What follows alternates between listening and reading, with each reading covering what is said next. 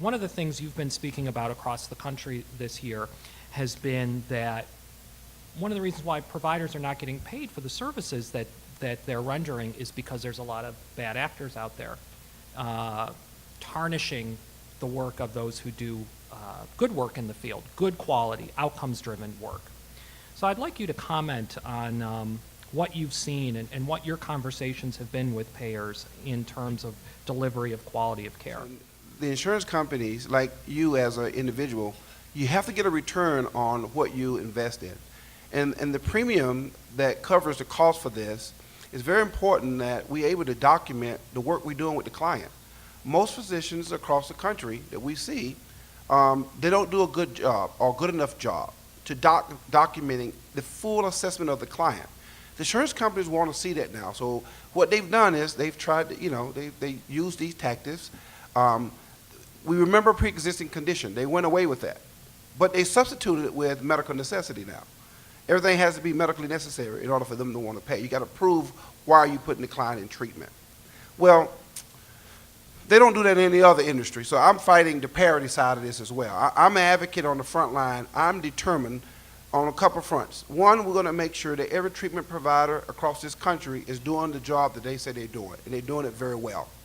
And the ones who are not doing it well, who are trying to cheat the system, who are mistreating clients, I'm going to get them locked up, closed down, and shut out of the industry. That is my goal, and I'm very determined when I set goals.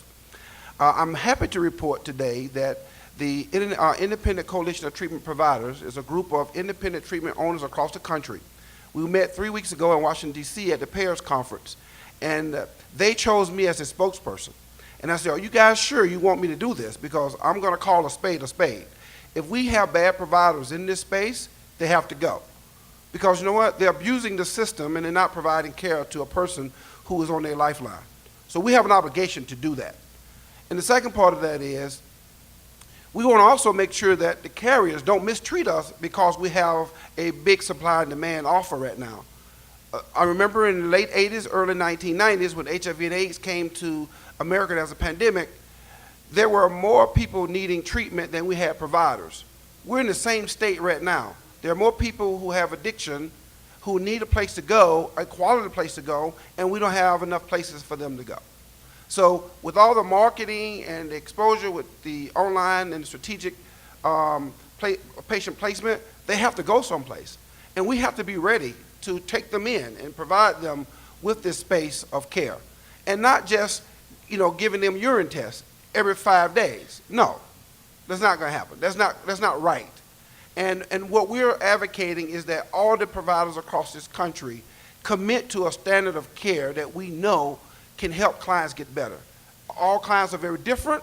We can't have a cookie-cutter approach. We need full assessment, and we need to have places ready, bona fide, and in a good position to ensure that they're offering quality care.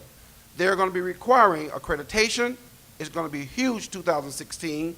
Standards of care, huge in 2016. And we're going to need to be able to report outcomes. How are you proving your program works, and how are we able to quantify that? That's what we're advocating for, and I'm going to keep that record playing just like Georgia on My Mind, my favorite song. So it's going to play.